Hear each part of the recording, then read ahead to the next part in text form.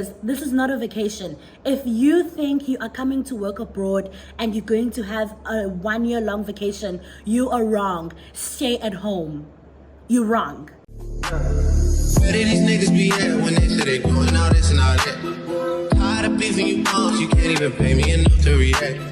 Been waking up in the crib and sometimes I don't even know where I'm at. Please don't play that nigga songs in this party, I can't even listen to that. Anytime that I run into somebody, it must be a victory lap. Hi guys, welcome back to my YouTube channel. Welcome back to Wendy Vlogs. Thank you so much for joining once more. If this is your first time, welcome to Wendy Vlogs. I'm Wendy. Please make sure that you subscribe, and if you're a returning subscriber, thank you so much. And also thank you so much for the 1,070 subscribers. Thank you. But today we're not vlogging. Today we're talking about serious stuff. We're talking about everything that has to do with you wanting to come to South Korea, or you just craving this realistic view from someone who works in South Korea to tell you what is it like what are the facts, what is the truth. And before I start, I just want to quickly say or give a disclaimer that this is from my personal experience and it's from my view. Other ESL teachers may have a completely different experience and a different view, and that's okay. If you are an ESL teacher and you're watching this video, please just share your experience down below. Let the other people know your experience into working abroad. So I have this paper where I just wrote some facts or some truths about working abroad. Now, before I start, I just want to say that the purpose of doing this video is to tell the other people who are on the other side how it's like to work here. Because while you're still at home, you fantasize about working abroad and you see this 1 year long holiday and you see this amazing opportunity. As much as it is amazing, it has its downfalls and it has its surprises, and I just wanted to bring my 2% of reality into your mindset, or my 2% of experience into your perspective, so that you can kind of have a realistic view of how it's like to work abroad. Okay, so the first thing that I said was, you are not on vacation. And funny how when I secured the job to come and work abroad, specifically in South Korea, I thought I'm going to have this 1 year long vacation where I'll just be relaxing, have time to explore, and I am 5 months in and I'm like, no, I'm tired. I feel like I'm overworking myself. Mind you, this is my first job, so I feel overwhelmed. I feel like I'm working too much. I don't have time. When it's the weekend, I'm literally I want to sleep. I want to be in my apartment and sleep. I don't want to do anything. And that's the reality of working abroad. You are working. You are not on vacation, baby. You are going to be tired. You're going to have things that need to be done. You're going to have deadlines. You're going to have pressure from work. And it's funny how when I firstly came here, I always asked myself, why are Koreans always sleeping in the bus? And I never understood until I joined them. Listen, the system of work in Korea, it's a lot. You are gonna work, guys, I don't know how to express this. This is not a vacation. If you think you are coming to work abroad and you're going to have a 1 year long vacation, you are wrong. Stay at home. You're wrong. This umsebenzi, uzawusebenza, and you will feel it. No man, I'm worked, So please totally remove the mindset of you coming on vacation. Yes, you are going to have vacation days and you are going to have money to explore, but the energy and the time to explore.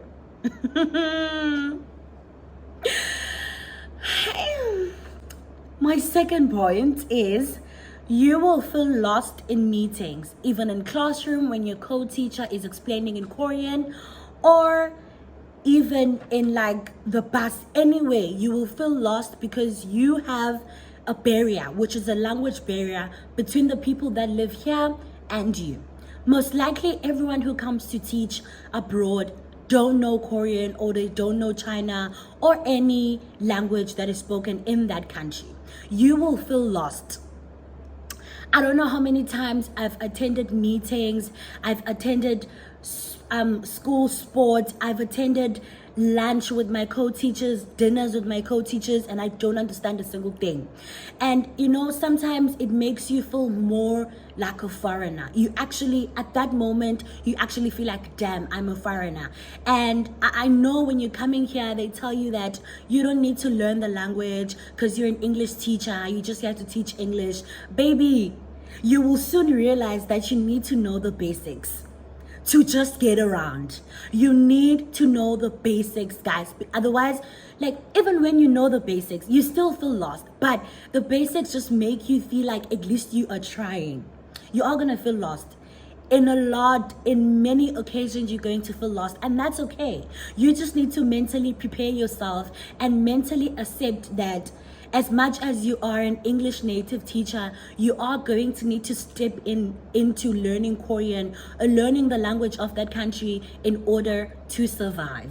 That's just the reality of working abroad. If you don't know even the basics of saying thank you, hello, asking for help, it's going to be a lot. I'm still learning. I'm still trying to adjust 5 months into working abroad, and I still most likely feel like a foreigner. And I will elaborate more as I go down to my points to what makes me feel like a foreigner and the examples and my experience, okay? So number 3 is you will have a lot of work. Example,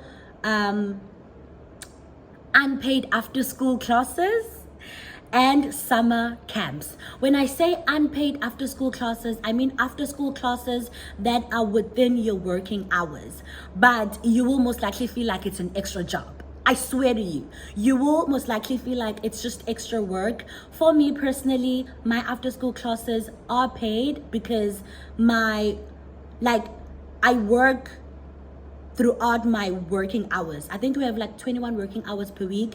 I fulfill those 21 working hours, and then I have overtime. So my after school classes are overtime, and I get paid for that. But other people, I know majority of people have after school classes, but they are unpaid because they are granted to be under your working hours, okay? For example, if your working hours per week are like 18 hours, they are going to add 3 hours of after school classes, but they're not going to pay you for them. And you need to prepare materials for those classes. You need to prepare extra things for those classes. That's extra work. When it comes to summer camps, you are in charge of the summer camps, but you will have obviously your co-teacher with you, but you plan the summer camps. That's also extra work. I know when people are telling you, they're like, we work from 8:30 to 4:30. It's not that big. It's not that huge. Girl.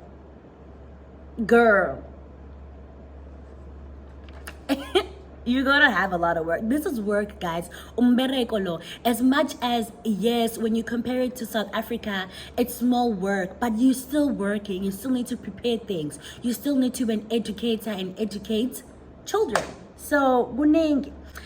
And number 4 is you will feel like a foreigner and will sometimes be treated like one.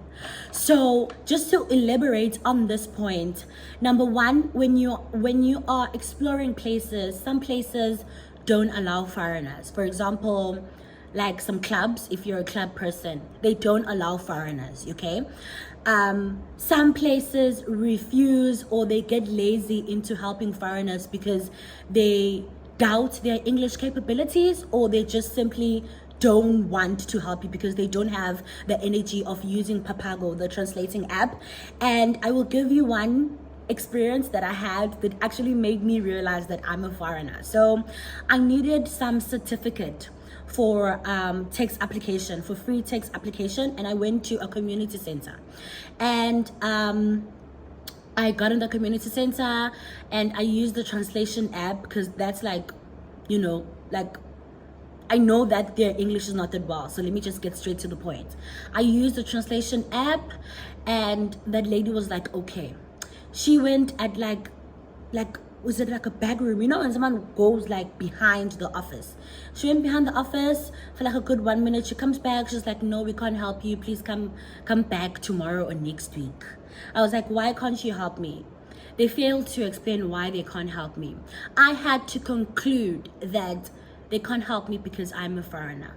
I had to conclude that they can't help me because maybe she's lazy in using Papago, or maybe she's lazy in just putting effort into helping me.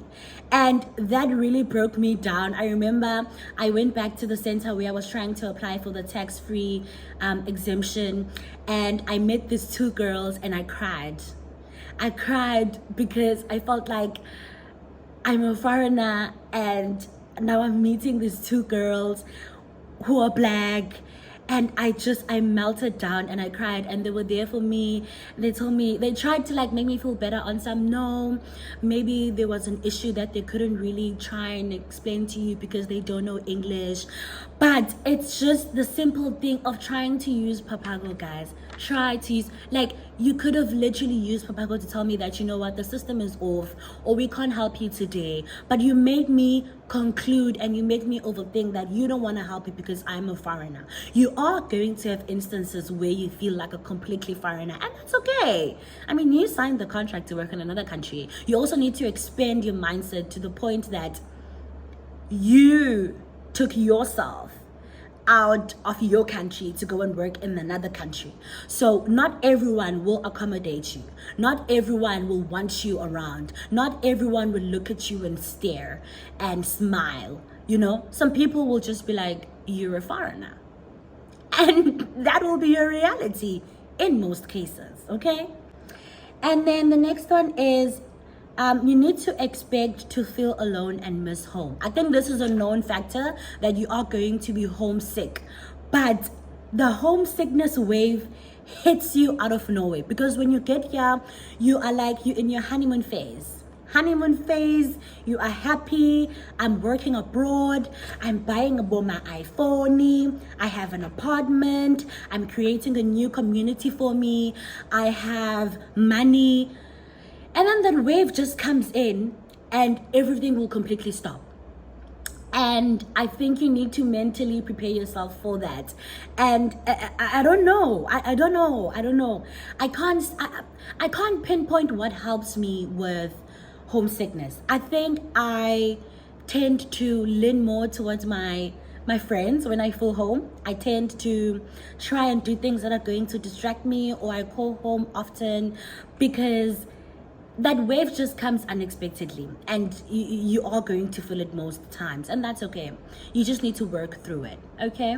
And then the next thing is, people will stare and touch you without asking, especially when you have when you have braids, when you have hair that they're not used to seeing every day. Some granny will pull you back with your hair like this and feel the texture and be like, I don't know what they say, but I'm just like, nah.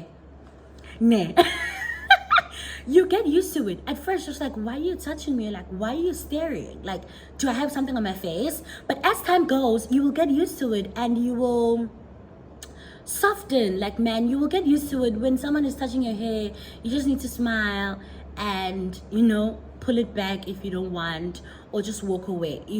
It's something that you get used to, and you need to prepare yourself for that. You are a foreigner in this country, and I think throughout this video, this actually highlights the point that you are a foreigner, and you need to prepare yourself for experiencing things that you won't experience, or you're not experiencing back home, right? So I want you to expand your mindset, and I want you to throw away this mentality of you are coming to vacation, you are coming to explore, you are coming to just be free. Yes, you are free. Yes, you have money. Yes, you're going to have a lot of savings, but you are here to work, and you are here to represent South Africans as people who can be educators of English. So make sure that in everything that you do, in every adventure that you're going to have here, your main priority is working, Okay, and my last point will be, and you know, this one, that's why I made it last, because I want to expand on it. There are going to be months and there are going to be times where you're not going to have money. That's just the reality of someone who works and the reality of someone who saves money. You are going to reach months where you saved a lot of money, you spent a lot of money, and you don't have money until you get paid.